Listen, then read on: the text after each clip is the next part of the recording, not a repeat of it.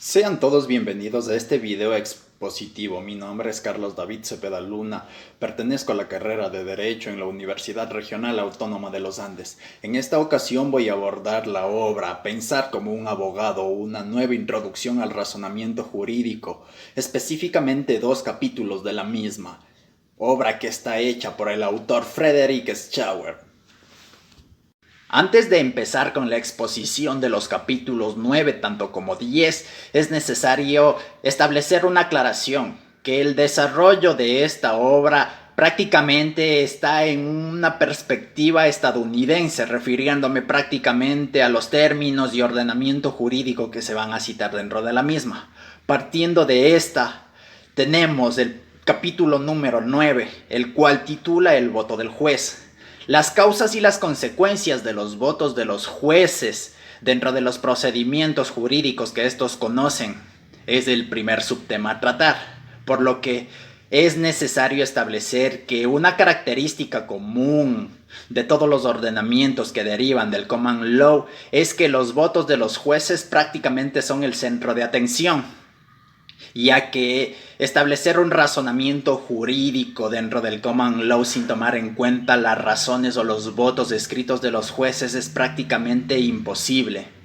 Aunque es un error establecer que todas o aún la mayoría de soluciones o resoluciones jurídicas que van a tomar los jueces están acompañadas de una declaración escrita de las razones que fundamentan dicha decisión, teniendo en cuenta que, como dije en un inicio, esta obra está dentro de una perspectiva estadounidense. Se tiene en cuenta que la mayoría de jurados que están inmiscuidos dentro de los procesos deliberan sus veredictos, por lo que prácticamente se espera que ofrezcan razones a las decisiones que estos tomaron. Normalmente se prohíbe que ellos establezcan estas razones. Debemos tener en cuenta que la Corte Suprema decide en pleno y con votos únicamente un porcentaje mínimo de los miles de casos que los votos de los jueces enunciados por escrito ocupan solo una pequeña porción de las decisiones judiciales norteamericanas, a pesar de que estos son sumamente importantes debido a que los mismos dan una explicación o un marco a los argumentos jurídicos y estructuran gran parte del derecho. Entonces tenemos en cuenta que son esenciales para ofrecer una guía que permita saber si vale la pena llevar una disputa o un litigio, o si vale la pena apelar un juicio aunque éste se encuentre perdido. En los Estados Unidos, el voto en una apelación es un voto del tribunal y representa las posiciones de la mayoría de los jueces que entienden este caso. En algunas ocasiones pueden existir votos parcialmente por los propios fundamentos de un juez. En estos votos el votante se encuentra de acuerdo con lo que menciona el resto, pero se podría decir que expresar una opinión con respecto a dicha decisión. También podemos encontrar votos particulares.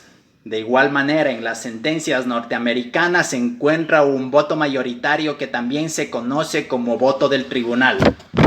Ahora, por lo común, el voto de un juez es la explicación del razonamiento jurídico que lo llevó a tomar la decisión que está resolviendo el conflicto que se trata dentro de un procedimiento legal.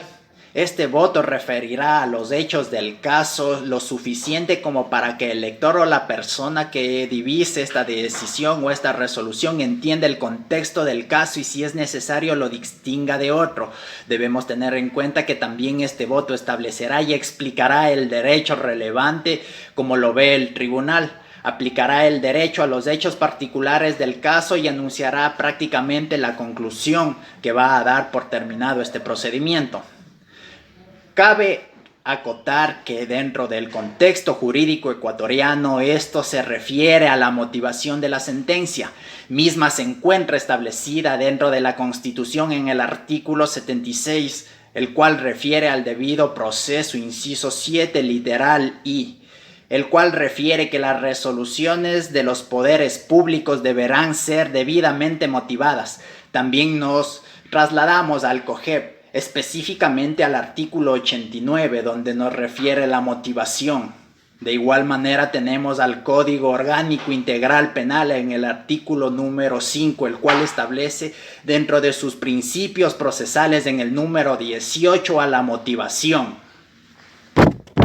Un principio central de la perspectiva realista es que los jueces, probablemente como la mayoría de personas, la mayor parte del tiempo perciben la solución que prefieren casi de un modo intuitivo y holístico, por lo cual buscan una justificación jurídica para dar apoyo a dicha solución. Por lo que esta explicación de esta solución judicial no es tanto como un informe del procedimiento que se llevó a cabo, sino netamente es una explicación posterior de las reglas jurídicas y los precedentes y las otras fuentes jurisprudenciales que apoyan más que todo a la solución que se tomó. De igual manera, debemos tener en cuenta que entendemos la escritura de los votos de los jueces como una práctica de ofrecer apoyo jurídico de las decisiones que con frecuencia involucran elementos distintos del derecho formal. El segundo tema abordado dentro de este capítulo es ofreciendo razones. Debemos tener en cuenta que a veces los jueces o los tribunales no dan razones porque simplemente es imposible hacerlo, ya que no hay manera que la Corte Suprema pueda ofrecer razones de que por qué no entiende cada uno de los miles de casos que por año rechaza.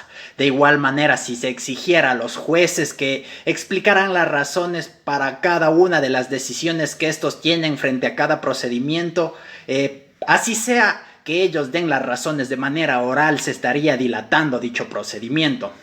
Cuando un tribunal ofrece una razón para una decisión, está dando prácticamente una justificación más amplia de la decisión que tomó, por lo que dicha razón no es nada más que extender el caso fuera de lo particular. Una de las consecuencias importantes de la generalidad de dar razones es que cuando un individuo o un tribunal, un juzgador da una razón para una decisión, normalmente se está comprometiendo con esa razón en ocasiones futuras. Con esto me refiero que cuando un tribunal da una razón, una explicación para una decisión que tomó con respecto a un conflicto, se espera que siga esta razón en casos posteriores que puedan configurarse o que tengan similitud con el caso que ya resolvió. Cuando un tribunal da una razón para una decisión, de igual manera se asume un compromiso por parte del tribunal o el juzgador y una explicativa para la parte que pretende ser guiada dentro de este procedimiento.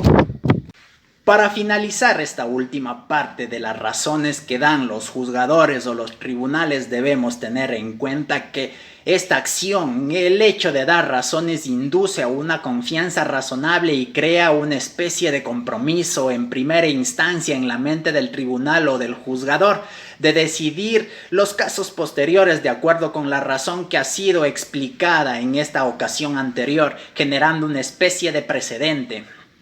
Por lo que debemos tener la idea de que cuando un tribunal da las razones para una decisión, prácticamente está reduciendo su libertad de decisión en casos futuros que se puedan configurar dentro de esto, que sean similares al que ya resolvió.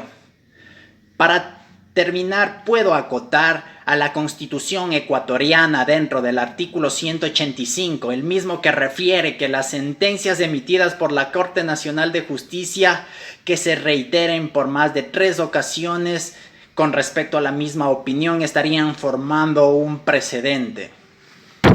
Dentro del tercer subtema, que comprende prácticamente el capítulo número 9, tenemos una distinción entre los fundamentos y la dicta, prácticamente entendiendo los fundamentos, que es una decisión dada por un juzgador o un tribunal superior que tiene carácter vinculante. Ahora, las dictas no son mucho más que las enunciaciones de tribunales anteriores que un abogado o un tribunal posterior quiere decir. En el último capítulo a tratar dentro de este video expositivo netamente estaremos abordando el crear derecho con pautas y reglas. Con esto netamente nos vamos a referir a los principios y reglas que fundamentan al ordenamiento jurídico. De igual manera, la discrecionalidad con la cual los funcionarios públicos sustentan sus decisiones con respecto a los procedimientos que van a llegar a ellos. Debemos entender por discrecionalidad